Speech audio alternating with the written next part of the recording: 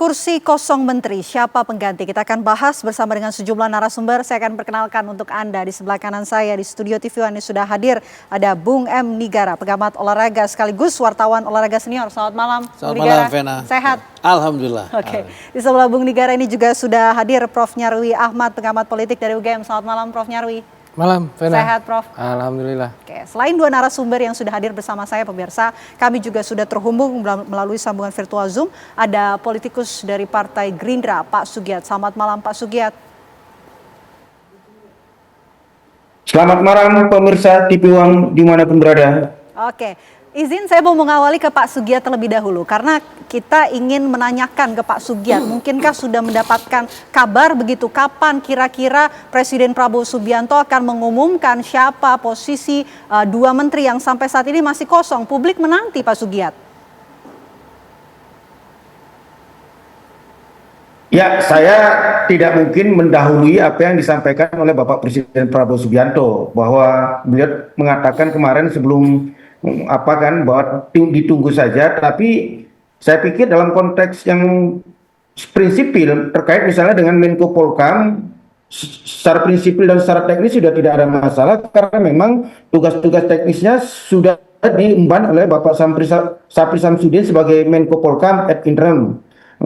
Begitu juga dengan misalnya Menpora. Kemarin kan kalau kita dengar bersama ya, pernyataan dari Mensesnek kita, Bapak Prasetyo Hadi, bahwa mungkin tinggal persoalan teknis saja. Kan kita sama-sama pahami setelah pelantikan kabinet kemarin, reshuffle kabinet kemarin, Bapak Prabowo harus ke Qatar menyampaikan solidaritas Indonesia terhadap Qatar yang diserang oleh Israel. Lalu kemudian setelah pulang beliau juga berkunjung ke Bali untuk meninjau langsung bagaimana bencana banjir di Bali. Saya pikir mungkin dalam waktu yang tidak lama lagi, mungkin minggu depan sudah tuntas persoalan polemik siapa pengganti Menpora. Saya pikir itu. Oke, tapi apa sih yang menjadi alasan kenapa kemudian dua kursi ini masih kosong? Apakah memang sulit untuk mencari sosok ataupun figur pengganti dari dua menteri sebelumnya?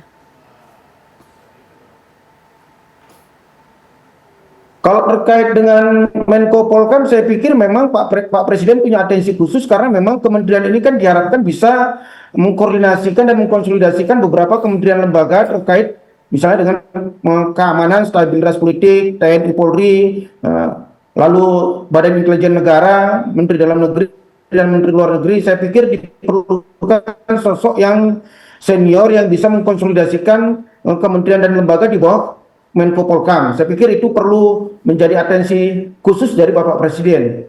Kalau terkait dengan Menpora, saya pikir ya tinggal persoalan teknis saja. Bapak Presiden mungkin sudah punya nama, nanti minggu depan akan diumumkan dan segera akan dilantik. Oke, saya mau ke Prof. Nyarwi kalau begitu. Prof. Nyarwi, kalau Anda melihatnya seperti apa? Apakah memang Presiden Prabowo Subianto nunggu momentum tertentu untuk mengumumkan dua kursi kosong menteri ini? Ya, dugaan saya begitu ya. Yang pertama tentu momentum pasti ya. Nah, yang kedua saya kira juga mempertimbangkan nama-nama ya yang tepat gitu ya. Karena gini, Vena, di Indonesia itu kan sejarah istilahnya budayanya ya. Sosok menteri itu walaupun dia pembantu presiden gitu ya, tetapi dia seperti menjalankan otoritas pemerintahan yang relatif otonom gitu. Walaupun tidak ada visi misi menteri, yang ada visi misi presiden. Tetapi figur menteri itu kalau kita simak itu sosok yang punya ya kriteria dan pengaruh tertentu. Dan juga ini berbeda ya dengan misalnya kalau kita lihat di beberapa negara gitu, misalnya di Amerika atau di Inggris, itu menteri kan biasanya labelnya cuma sekretari aja.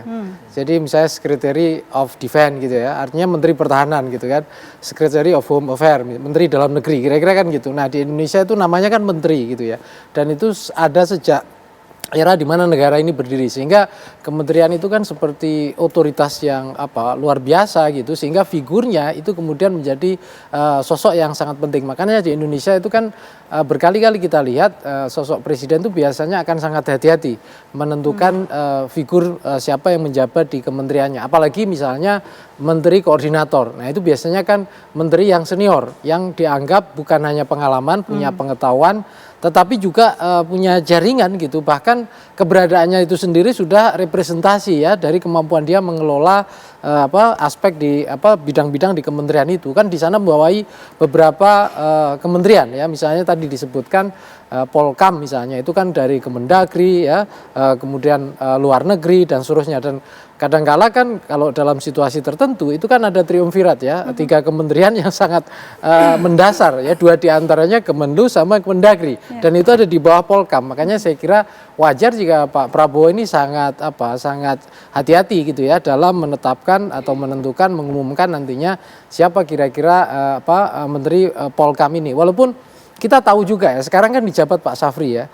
Kalau kita lihat profil Pak Safri kan selain udah lama dengan Pak Prabowo, dipercaya juga dengan Pak Prabowo gitu ya. Itu kan juga paling enggak sudah pernah punya pengalaman dari wakil Menhan gitu ya. Kemudian di era Pak Prabowo jadi Menhan, walaupun orang kemudian juga ini karirnya kan baru di pertahanan saja. Tapi kan juga saya kira juga Pak Safri juga saya kira ya selama beberapa tahun juga saya kira paham dunia politik dan keamanan di Indonesia kira-kira gitu. Tapi tentu Pak Prabowo saya kira punya banyak nama lah ya yang bisa dipertimbangkan untuk menduduki posisi itu. Belum lagi kementerian yang lain tadi misalnya kementerian Menpora gitu ya. Terus kementerian satu lagi wakil-wakil menteri itu yang kosong kan banyak sekali di situ.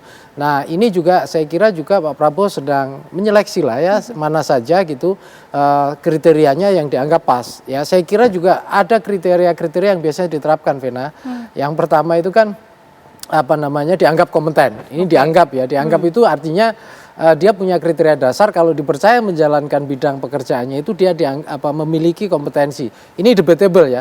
Kompetensinya kayak apa? Apakah backgroundnya juga pernah mengurusi bidang itu atau paling enggak dia punya kemampuan manajerial, kemampuan politik yang bisa menjalankan itu. Yang kedua biasanya juga kadangkala kalau kementerian itu dari partai, nah itu juga dukungan partai kan gitu. Sehingga kalau kita lihat kan beberapa kementerian yang kita dengar gitu ya, konon katanya ada peluang reshuffle tapi dukungan partai kan kuat. Sehingga tidak ada itu rumor-rumor begitu kan gitu. Nah justru menteri yang kemarin kena reshuffle itu kan menteri-menteri yang tidak ada dukungan kuat dari partai, kita lihat seperti itu kan gitu. Nah yang ketiga itu profesionalisme kan. Baik, nah profesionalisme itu kan biasanya sudah ada ya track record yang bisa kita lihat bersama-sama itu. Oke, saya mau ke Bung Nigara. Bung Nigara, sosok seperti apa yang dibutuhkan untuk mengisi posisi Menpora dan apa saja sih peran-peran yang dilakukan oleh Menteri Pemuda dan Olahraga ini? Ya, barangkali gini, yang pertama ya, ini hak presiden. Jadi presiden mau menunjuk siapa dan saya yakin juga udah punya namanya. Jadi beliau yang akan menentukan itu. Tapi sebagai wartawan yang berkecimpung, wartawan olahraga yang berkecimpung 41 tahun di dunia olahraga gitu. Sehingga saya punya masukan yang ingin saya berikan kepada presiden. Misalnya Menteri Pemuda dan Olahraga ini yang perlu sekarang diketahui bahwa pemuda dan olahraga, gara-gara pemuda ini orientasinya jadi muda gitu. Padahal sekarang nomenklaturnya pemuda hanya 1 deputinya, sementara olahraga 3. Artinya apa? Kementerian ini berat ke olahraga gitu. Nah kemudian di olahraga itu sendiri harus orang yang mumpuni, yang punya pengalaman, yang punya emosional emosional sportnya sangat tinggi sehingga dia paham betul mau ke arah mana, bagaimana caranya mengembangkan dunia olahraga dengan baik gitu. Nah dengan posisi seperti ini mesti hati-hati betul gitu. Jadi jangan cuma karena dia namanya terkenal kemudian dia ditunjuk padahal nggak punya background itu. Kasihan presiden gitu loh. Ini kan pembantunya, betul nggak Prof? Jadi pembantunya harus orang yang bisa kalau ditanya presiden bisa jawab. Kalau ditanya presiden ini punya Indonesia ini punya Indonesia Emas tahun 2045. Program ke arah situ tuh kayak apa? 10 besar Olimpiade itu seperti apa? Ini yang perlu dilengkapi, punya modal calon menteri kita yang baru nanti begitu. Oke, jadi memang harus punya background yang sesuai begitu. Kemudian ada juga kedekatan emosional dengan tugas ataupun peran yang nanti akan diemban. Kita juga penasaran ingin bahas lebih dalam karena memang sampai saat ini juga sudah beredar nama-nama yang disebut-sebut masuk dalam radar yang akan mengisi posisi Menpora maupun Menko Polkam. Kami akan bahas usai jeda. Apa kabar Indonesia Malam akan kembali untuk Anda sesaat lagi.